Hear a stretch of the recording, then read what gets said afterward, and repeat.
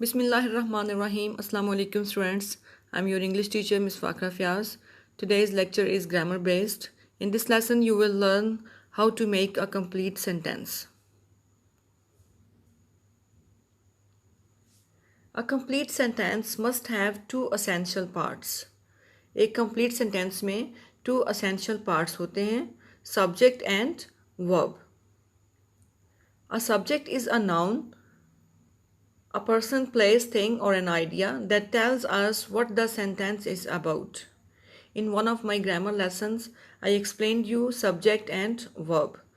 Subject एक noun होता है जो sentence में हमें बताता है कि ये sentence किसके बारे में है. अब वो noun person भी हो सकता है, place भी हो सकता है, कोई चीज़ thing भी हो सकती है और कोई idea भी हो सकता है. For example, person. Ali is a smart boy. Ali is person. इस सेंटेंस में बात किसकी हो रही है? अली की. इसी तरह से प्लेस को देखें. The city is packed with tourists. City. The city is packed with tourists. यानी सिटी में बहुत ज़्यादा टूरिस्ट आए हुए हैं, लोग आए हुए हैं सैर करने के लिए. तो अब हमें इस वर्ड से, द सिटी वर्ड से पता चलता है कि बात सिटी के बारे में हो रही है, किसी विलेज के बारे में नहीं हो रही, किसी वैली के बारे में नहीं हो रही, किसी टाउन के बारे में नहीं हो रही, बल्कि द सिटी के बारे में हो रही है. ठीक है. The city is packed. Packed means भरा हुआ, विद टूरिस्ट्स. ठीक है. इसी तरह से थिंग की एग्जाम्पल देखिए. Pen is very colourful. Pen एक चीज़ है, थिंग है. अब हमें इस सेंटेंस में पेन वर्ड से पता चलता है कि we are talking about pen. इसी तरह आइडिया को देखिए. आइडिया वो चीज़ होती है that is abstract. We can not see an idea. कभी आपने अपने प्लान को देखा है? जो आप प्लान करते हैं, सोचते हैं, थिंकिंग होती है, आपके थॉट्स होते हैं या आपके ड्रीम्स होते हैं, you can not practically touch और होल्ड दैट. आइडिया को आप टच नहीं कर सकते, होल्ड नहीं कर सकते, पकड़ नहीं सकते हाथ में. So idea is invisible. आप इसको देख नहीं सकते. तो आप कह सकते हैं आइडिया के बारे में, honesty is the best policy. Honesty होता है ईमानदारी. इज़ द बेस्ट पॉलिसी बहुत अच्छी चीज़ है, बहुत आला चीज़ है. तो अब आप देखें ऑनेस्टी के बारे में ये सेंटेंस है. हमें वर्ड ऑनेस्टी से ही आइडिया होता है, पता चलता है कि ये सेंटेंस ऑनेस्टी के बारे में है.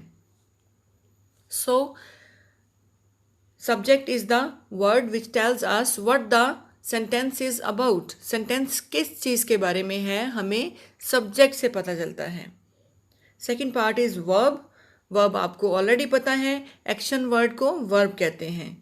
A verb is action of the subject. Subject जो काम करता है वो action verb कहलाता है.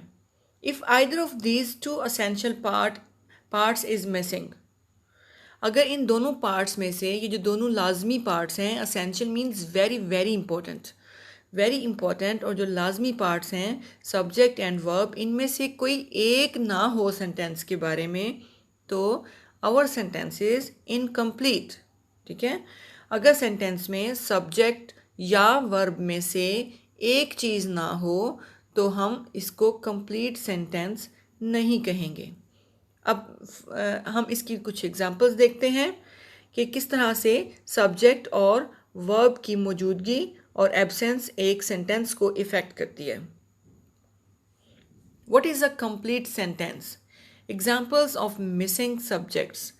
कुछ सेंटेंसेस मैंने यहाँ पे राइट किए हैं और उनमें सब्जेक्ट को मिस कर दिया है. तो आप देखेंगे कि हमारा सेंटेंस सब्जेक्ट के बगैर कैसे लगता है. रेड पार्ट ब्रैकेट में जो है वो हमारा सब्जेक्ट है और ब्लैक पार्ट हमारा रिमेनिंग सेंटेंस है.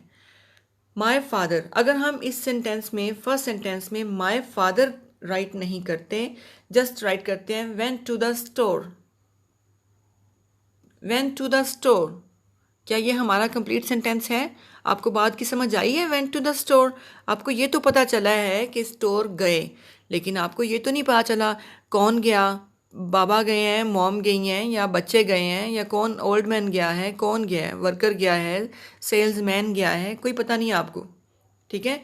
तो ये हमारा सब्जेक्ट है जो डिटरमिन करता है, जो डिसाइड करता है और हमें क्लियर करता है कि ये जो पर्सन है ये स्टोर पे क्या है। My father went to the store, clear. The deer ran into the woods. अब देखिए, अगर हम द डियर को ख़त्म कर दें, हम सिर्फ लिखें रैन इन टू द वुड्स, आपको क्या पता कि स्क्विरल वुड्स में भागती हुई गई है, टाइगर गया है या कौन गया है, ठीक है।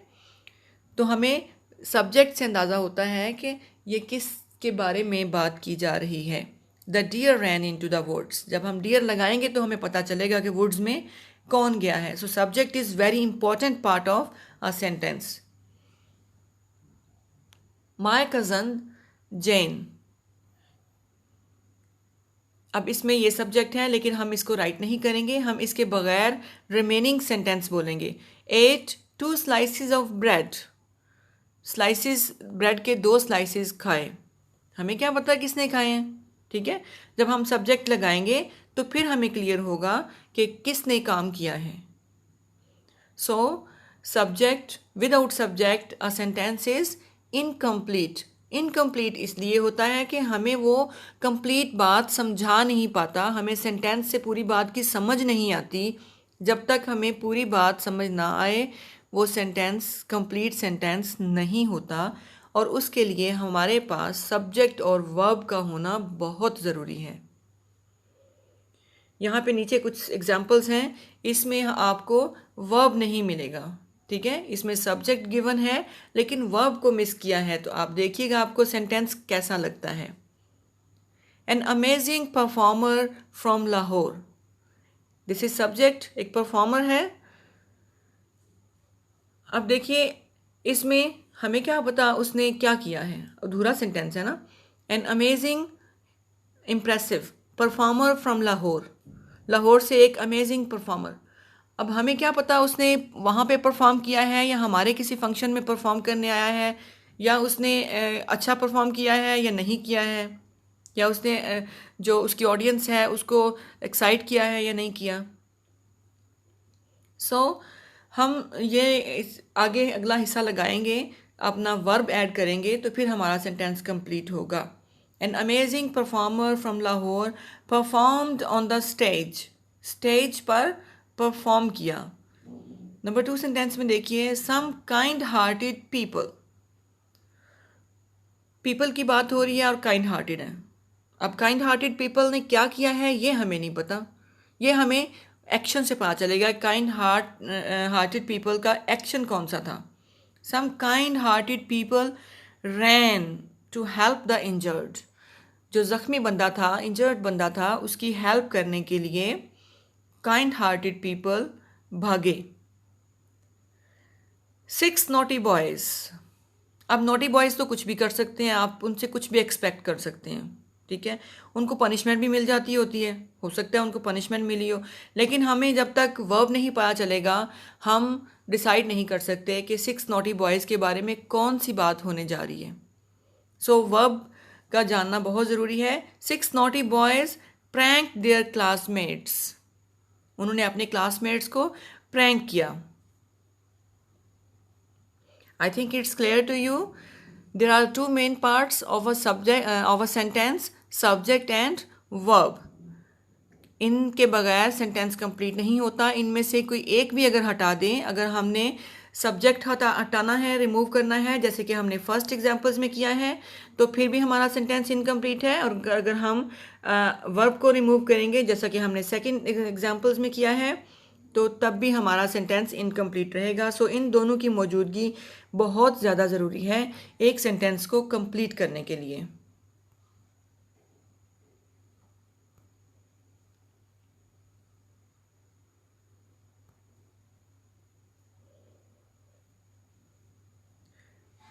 So now you can tell me what is sentence. A sentence is a group of words. Sentence एक group of words है that forms a complete thought, जो एक पूरा आइडिया देता है, हमें पूरी अंडरस्टैंडिंग देता है। It has both a subject and a verb. इसमें दोनों होते हैं, सब्जेक्ट भी और वर्ब भी।